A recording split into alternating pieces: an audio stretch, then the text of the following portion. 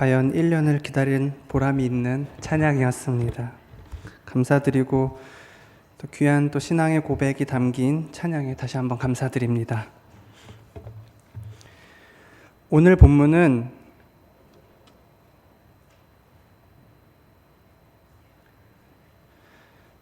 불을 꺼주셔도 될 것 같습니다. 오늘 본문은 예수님께서 제자들과 마지막 저녁 식사를 하시며 떡과 잔을 나누시는 유명한 장면입니다. 숙연하고도 거룩했던 이 성만찬의 순간은 오늘날 우리에게도 기독교 전통 속에 계승되어 오면서 그때 주님께서 하셨던 말씀과 상황을 반복해서 재현하고 있습니다. 저에게 성만찬이라고 하면 기억나는 에피소드가 몇 개 있습니다. 한 번은 신학생 시절이었는데 성금요 예배를 드릴 때 참여했던 성만찬이었습니다. 당시 성만찬을 진행하셨던 분은 예배학 교수님이셨는데 신학교 체프를 가득 메운 학생들을 하나하나 앞으로 다 초대해서 빵과 포도주를 나누게 하셨습니다. 저는 진행 요원의 안내에 따라 줄을 서서 앞으로 향하던 중이었는데 제게 주어진 그 빵 크기에 놀라고 말았습니다. 평소 기억이면 입에 넣으면 사르르 녹아야 되지 않습니까? 근데 그 빵을 받고 자리에 돌아와서도 한참을 씹어야 될 만큼 큰 빵이었습니다. 빵을 우걱우걱 씹어 삼키면서 저는 이것이 내 몸이라 하신 주님의 말씀이 입안 가득히 울려 퍼지는 것을 느꼈습니다. 그래, 주님이 정말로 나에게 자기 몸을 주셨구나. 저는 빵을 씹는 내내 생각하고 또 생각했습니다. 또 다른 기억은 작은 예배 공동체에서 있었던 일인데 저는 이제 작은 예배 공동체에 이제 평소 가지고 있었던 관심 때문에 예배학 전공생들이 드리는 그런 작은 예배 모임에 한번 참석한 적이 있었습니다. 이 순서를 따라서 예배를 진행하는데 설교 시간이었는데 그 설교 시간 대신 들어간 순서가 바로 성만찬이었습니다. 보통은 한 20-30분 설교 듣기에 익숙했던 저는 그 시간에 받아든 그 작은 빵으로 인해서 어리둥절해졌습니다. 그날 설교는 그렇게 서로 나누어 먹은 포도주에 적신 그 작은 빵, 그 한 덩어리로 끝났습니다. 설교자의 설교 한마디 없던 그날 그 예배 때 받아 먹었던 그 빵은 어떤 많은 설교보다 더 많은 말씀을 제게 들려주었습니다. 그것은 말씀이 육신이 되어 우리 가운데 오신 그 예수님을 저에게 기억하게 해주었습니다. 이런 경험들은 저에게 성만찬이 예수님이 나와 인류의 죄를 대신해 죽으셨다는 어떤 신학적인 이해보다도 예수님이 자기 몸을 우리에게 내어주셨다는 그 사실 자체로 저에게 어떤 울림을 주었습니다. 오늘 본문 중에 19절을 한 번 더 읽겠습니다. 또 떡을 가져 감사기도 하시고 떼어 그들에게 주시며 이르시되 이것은 너희를 위하여 주는 내 몸이라. 너희가 이를 행하여 나를 기념하라. 이것은 너희를 위하여 주는 내 몸이다. 이를 행하여 나를 기억하라. 오늘 이 말씀을 통해 우리 신앙에 대해서 함께 고민해 보고자 합니다. 보시는 그림은 레오나르도 다빈치의 최후의 만찬이라는 그림입니다. 아주 유명한 그림이죠. 다 한 번쯤은 접해 보셨을 그런 그림일 겁니다. 혹시 그림 속에서 예수님과 그의 제자들이 누군지 혹시 알아보시겠습니까? 예수님은 누군지 아시겠죠? 예수님은 가운데 계신 분이고 제자 중에 유명한 사람이 누가 있나요? 요한은 누굴까요, 여기서? 네, 우리가 봤을 때 예수님 왼쪽에 있는 살짝 고개를 뉘엿하고 있는 머리가 긴 그 사람이 세례 요한이고요. 베드로는 누구라고 생각하시나요? 네? 베드로는 그 세례 요한에게 귓속말을 하고 있는 사람이 바로 베드로입니다. 이 본문의 배경은 이렇습니다. 예수님이 말씀하시잖아요. 최후의 만찬 때 내가 분명히 말한다. 너희 가운데 한 사람이 나를 배반할 것이다. 제자들이 이 얘기를 듣고 공황에 빠진 거죠. 제자들이 다 주님, 접니까? 그 배반하는 제자가 접니까? 제자들은 지금 공포에 놀라서 몸을 움츠리고 있습니다. 지금 누군가는 무리 지어서 웅성거린 것 같습니다. 누구래? 그 사람이 누구래? 하면서. 그 중에 성미가 급한 베드로가 예수의 오른편에 앉아있는 요한에게 달려가죠. 요한복음에 보면 이런 묘사가 있는데 제자 한 사람이 예수 곁에 앉아 있었는데 이제 요한이죠.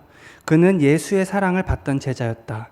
그래서 시몬 베드로가 그에게 눈짓을 하며 누구를 두고 하시는 말씀인지 여쭈어 보라고 하였다라는 말이 나옵니다. 그러니까 지금 베드로는 그 말을 지금 물어보고 있는 거죠. 예수님께서 그 말씀을 하셨을 때에는 나와 함께 이 잔에 손을 넣는 자가 나를 배신할 것이다 했기 때문에 지금 베드로가 세례 요한한테 귓속말로 누구야? 나한테만 말해봐 하는 겁니다. 뭐를 숨기고 얘기를 하나요? 지금 뒤에 칼을 숨기고서 얘기를 합니다.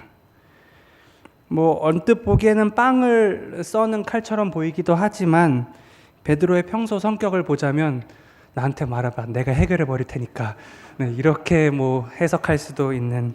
네. 그럼 여기서 유다는 어디 있을까요? 네. 지금 여기는 지금 그림이 사라졌지만 이 오른손에는 돈깨를 원래 들고 있었습니다. 이 그림은 원래 지워져 있지만 이 최후의 만찬 그림에서 유일하게 뭔가 이 식탁의 논의에서 뒤로 혼자 빠져 있는 것 같은 느낌. 그러면서 이 예수님이 하시는 말씀에서 혼자 빠져 있는 것 같은 느낌. 손에는 돈다발을 쥐고 있는, 네. 이 사람이 바로 가룟 유다입니다. 지금까지 제가 해석해드린 이 해석은 제 해석이 아니라 서양 미술사라는 책으로 유명한 곰브리치라는 미술사가의 해석입니다. 그는 그의 유명한 책이죠. 서양 미술사에서 이 작품에 담긴 드라마를 방금 저처럼 그렇게 해석을 했습니다. 그의 해석에 따르면 레오나르도 다빈치 작품 최후의 만찬의 주제는 뭐냐? 그건 유다의 배신입니다.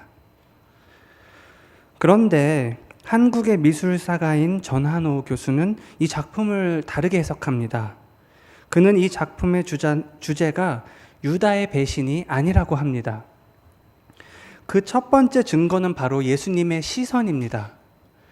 이 유다의 배신이 이 작품의 주제라면 예수님이 나와 함께 이 잔에 손을 넣는 이 오른쪽 손에 예수님의 시선이 가 있어야 되는데 우리가 보통 말할 때는 말하는 것과 시선이 함께 가지 않습니까? 예수님의 시선은 오히려 이쪽에 반대쪽에 있다는 겁니다.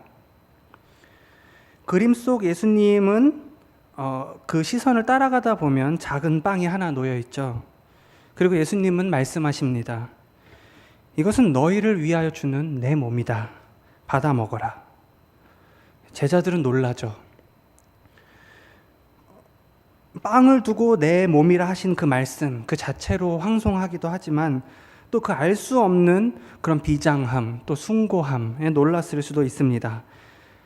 이 오른쪽 위에 보면은 그 예수님과 가까이 있었던 이 제자는 마치 요한복음의 기록처럼 오병이어 사건 때 예수님 이런 말씀 하시잖아요. 나는 하늘에서부터 온 생명의 떡이다. 그 말씀이 기억이 났는지 손가락으로 하늘을 가리키면서 그 생명의 떡을 말씀하시는 겁니까? 마치 물어보듯이. 네. 또 이렇게 해석하면 이 전체 그림 속에서 제자들의 막 우왕좌왕하고 놀란 반응들이 또 이해도 됩니다. 이 그림이 왜 왼쪽 이것은 너희를 위하여 주는 내 몸이다. 이것이 주제냐면 두 번째 증거는 이 작품이 놓인 장소에 있습니다. 이 작품이 걸려있는 장소는 이태리 밀라노에 있는 어떤 수도원인데요. 이 장소는 식당으로 쓰이던 장소입니다. 그러니까 쉽게 말해서 식당에 걸려있는 작품의 주제가 유다의 배반이라면 그 어느 누가 속 편하게 밥을 먹겠냐는 겁니다. 그러니까 그렇지.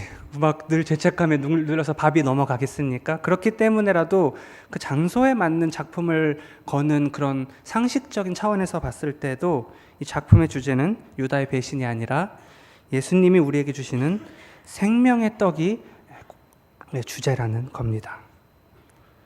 성도님들은 어느 쪽에 더 설득이 되시는지 모르겠습니다. 물론 우리는 이 작품에서 유다의 배신과 생명의 떡이라는 두 주제를 모두 읽어낼 수 있습니다. 예수님께서 십자가에 달려 죽으시기 전날 밤에 제자들과 마지막 식사, 이 모티브는 많은 예술가들에게 다양한 영감을 주었을 것임에 분명합니다. 여기에는 깊은 슬픔이 있고 또 고뇌가 있고 인간 군상들의 다양한 반응이 있습니다.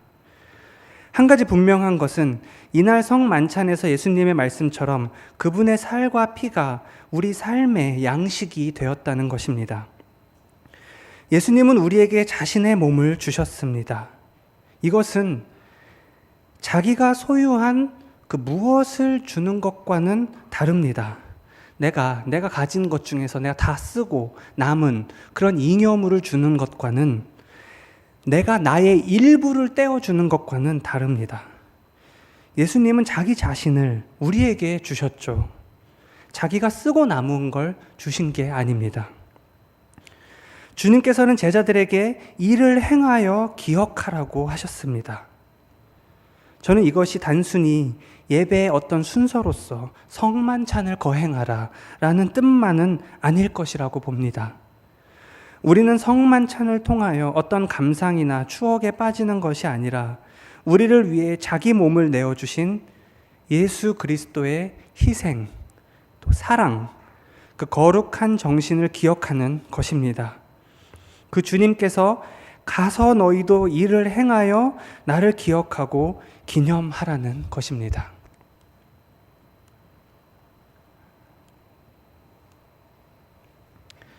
이 작품은 권여현이라는 작가가 만든 작품입니다. 자신의 제자들과 같이 만든 작품인데요. 제목은 똑같이 최후의 만찬이라는 작품입니다. 조금 우스꽝스러워 보이시죠? 그렇죠? 이 작가는 이 작품을 통해서 나는 누군가, 또 다른 사람이 보는 나는 누군가, 타인의 눈에 비친 나는 누군가, 이런 문제들에 대해서 계속 고민했다고 합니다. 그런데 이 그림 속 제자들을 보시면요, 하나같이 예수님보다 큽니다. 각자의 표정이나 시선도 예수님의 존재와는 상관이 없어 보입니다. 예수님이 건네는 그 작고 세밀한 음성을 듣기에는 각자가 생각한 바가 다 다른 것처럼 보입니다. 이미 머릿속에는 자기 욕망으로 가득 차 있는 거죠. 어떻게 보면 개인의 자유를 강조한 근대 이후에 오늘날 현대 사회가 가진 개인의 자유는 사실 끝이 없이 확장되어 왔습니다. 그리고 그 개인들은 각자 자신의 성을 쌓으면서 나의 것을 움켜쥐고는 타인과 나누기를 꺼려합니다. 저는 이 그림을 보면서 나는 커지고 예수님은 작아지는 그런 시대를 표현한 것 같아서 씁쓸한 기분이 들기도 합니다. 이 그림은 프랑스의 한 패션 잡지사에서 나온 광고의 한 장면입니다. 역시 최후의 만찬을 모티브로 해서 패러디한 작품인데요. 이곳에서 유다는 누구일까요?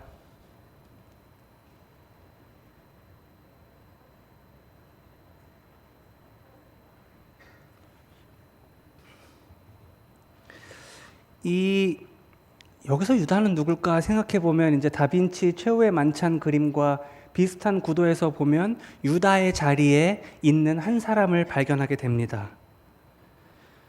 그리고 그 사람과 눈이 마주치게 되죠.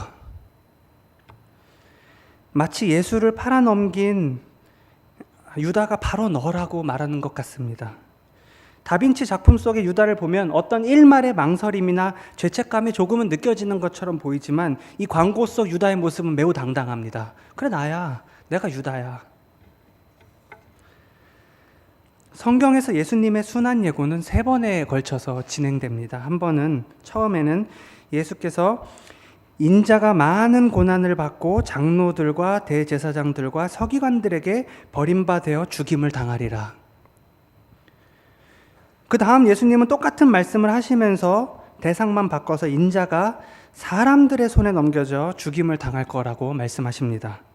처음에는 장로나 대제사장들이나 서기관같이 어떤 종교 지도자들에게 버림받을 거라고 말하다가 그 다음에는 사람들의 손에 넘겨져 죽임을 당할 거라 말씀을 하시는 겁니다.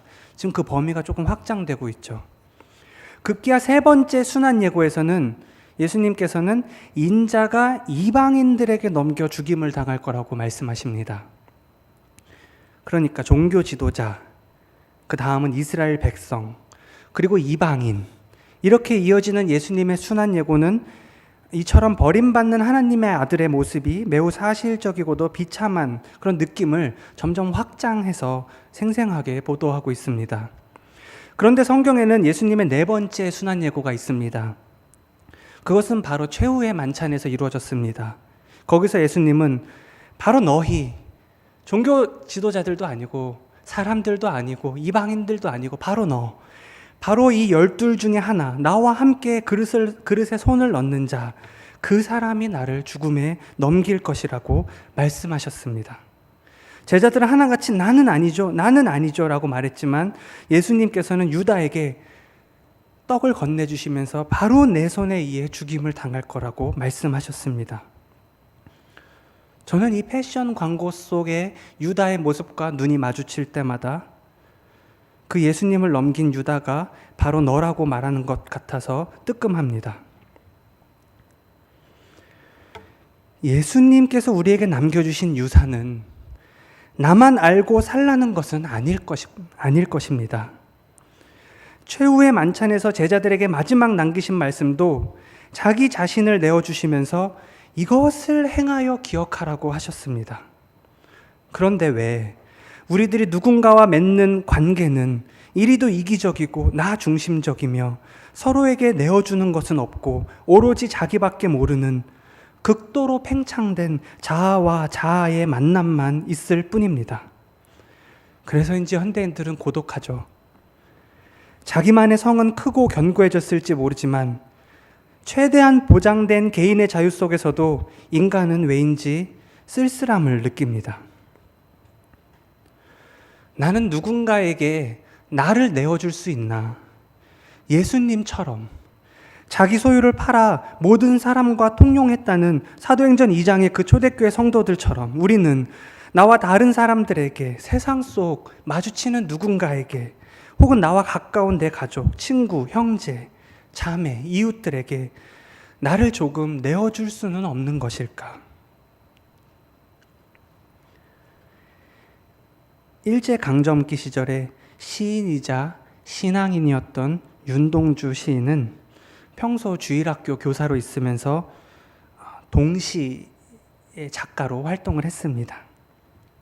연희 전문대를 다니게 되자 교사 활동을 못하게 될 때에도 그는 방학 때라도 돌아와서 여름성경학교 교사를 했습니다. 그 윤동주의 시 중에 이런 시가 있습니다.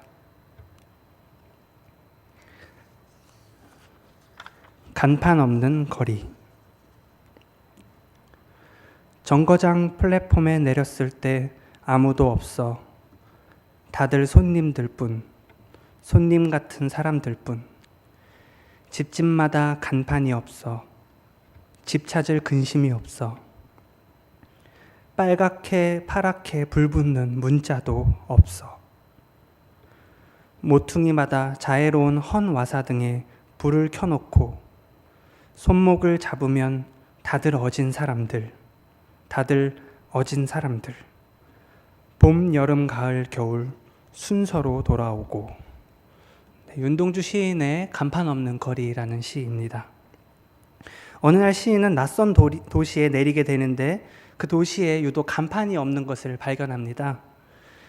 빨갛고 파랗게 불붙는 문자가 뭐겠습니까? 네온 사인 같은 거겠죠? 그런 간판들. 그런데 이상하게 간판은 없지만 그곳에는 어두운 골목마다 안전히 다닐 수 있는 헌 와사등이 켜 있었습니다. 이 시를 해석하는 방법은 다양하게 있을 겁니다. 오늘 그 중에 한 가지 해석으로 이 시에서 간판이란 무엇일까? 간판이 걸려있는 집, 편하게 들어갈 수 없죠. 그 간판에 맞아야지만 들어가겠죠. 또 그 간판도 그러라고 걸어놓은 거고요. 이 각자가 내걸고 있는 간판, 마치 자랑처럼 걸린 간판, 거기에는 간판이란 이름의 자아가 있고 간판으로 구별된 개인주의가 있고 자신의 성이 있습니다. 그러나 이 시는 그렇게 현란하게 꾸민 간판들 진짜 다 내려놓고 모퉁이마다 따뜻한 불 하나 켜놓자고 말합니다. 자애로운 등불 하나씩 밝혀놓자고 말합니다. 멋들어진 간판 걸어두고 사람 가리지 말고 힘들고 지친 사람 누구라도 따뜻하게 맞아줄 수 있는, 손 잡아줄 수 있는, 그들 마음속에 있는 착하고 어진 마음을 이끌어내줄 수 있는 그런 간판 없는 사람이 되자고 말하는 것 같습니다. 이 작품은 생각하는 사람으로 유명한 로댕의 작품입니다. 이 작품을 유심히 보면 손의 주인공이 다릅니다. 한 사람이 다른 한 사람의 손을 잡고 있는 그런 그림입니다. 이 작품의 제목이 뭔지 아십니까? 네, 이 작품의 제목은 바로 교회입니다. 이 로댕은, 이 교회는 나와 다른 누군가의 손을 잡아주는 거, 그게 교회라고 이 작품을 통해서 말하고 있는 것 같습니다. 우리는 누구의 손을 잡고 있는가? 나는 누구에게 나를, 또 내 공간을 내어주고 있는가? 예수님께서는 나를 먹고 마시라. 이것은 너희를 위해 주는 내 몸이다. 이것을 행하여 나를 기억하라 말씀하셨습니다.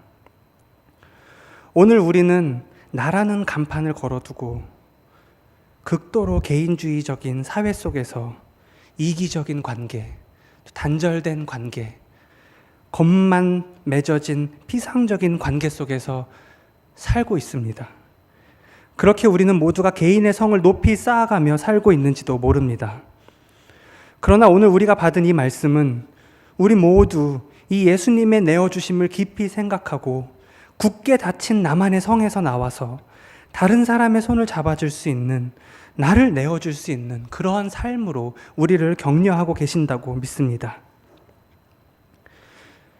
물론 이것은 진지한 고민이 필요한 대목입니다.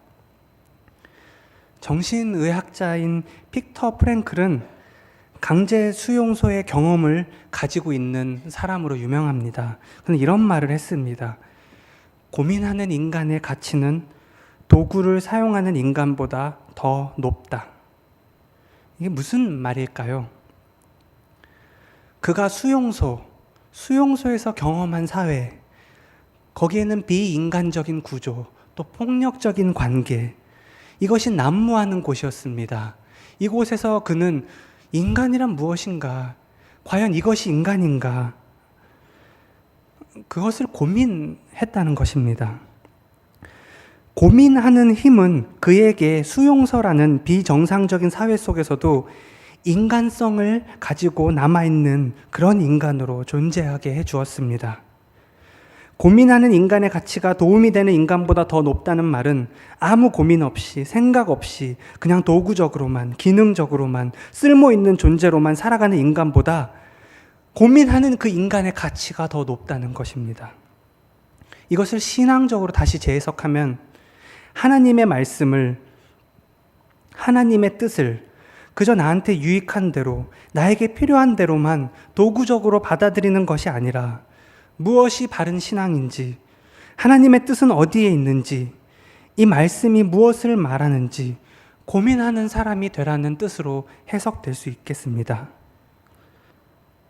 하나님을 가까이 하라 라는 이 표어도 그냥 우리가 익숙한 대로 매주 읽지 않습니까? 편하게 받아들이죠. 그러나 어떻게 하는 게 하나님을 가까이 하는 것일까? 내가 어떻게 하는 게 하나님을 기쁘게 하는 것일까? 이 행동을 하나님께서 어떻게 바라보고 계실까? 고민하는 것이 우리를 보다 높은 차원의 신앙으로 인도한다는 것입니다. 바라기는 이 고민을 함께하는 우리 모두에게 성령께서 힘 주시고 위로해 주시고 능력 주시기를 간절히 기도합니다. 같이 기도하겠습니다. 하나님 감사합니다. 오늘도 주일 오후까지 맡겨주신 일에 헌신하며 사랑하는 공동체와 함께 예배하게 하시니 감사합니다. 저희들의 마음을 넓혀주셔서 자신만의 성으로 가득한 세상 속에서 그리스도의 사랑의 손길을 전하는 저희 모두가 되게 하여 주옵소서. 미움이 가득한 곳에 화해자로 살게 하시고 낙심한 자에게 위로와 먹을 빵을 나눌 마음의 용기를 주옵소서. 무엇보다 나만의 성에서 나와 하나님의 참 뜻을 분별해 가는 주님의 착한 동역자들로 다 세워 주옵소서. 우리에게 자기 몸을 내어주신 예수 그리스도의 이름으로 기도합니다. 아멘. 박현철 목사님의